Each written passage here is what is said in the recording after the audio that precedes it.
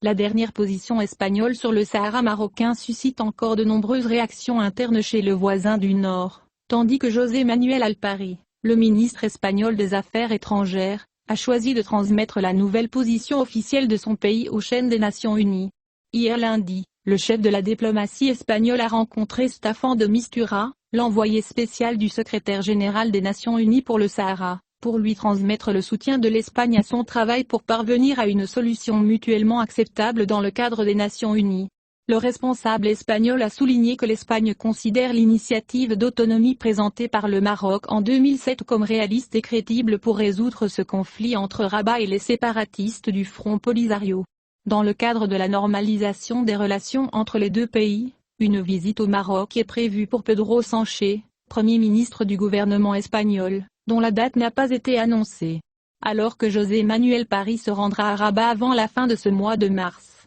selon le gouvernement espagnol. Alpari est en visite à Bruxelles ces jours-ci, où il a rencontré un certain nombre de responsables, alors que la Commission européenne a estimé qu'il est positif que les États membres améliorent leurs relations avec le Maroc.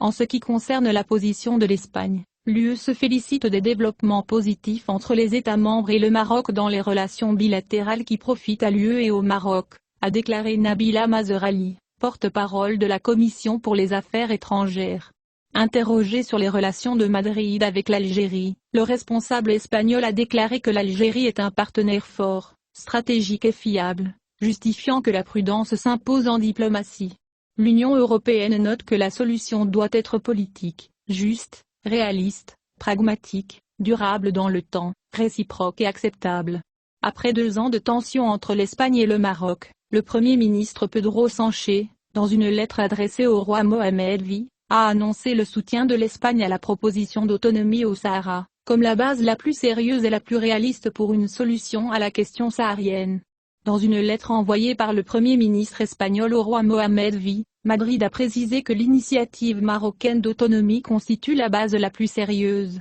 la plus réaliste et la plus crédible pour régler le différend lié au Sahara marocain. Dans son message au monarque marocain, le Premier ministre espagnol a souligné que les deux pays sont étroitement unis par des liens d'amour, d'histoire, de géographie, d'intérêt et d'amitié commune.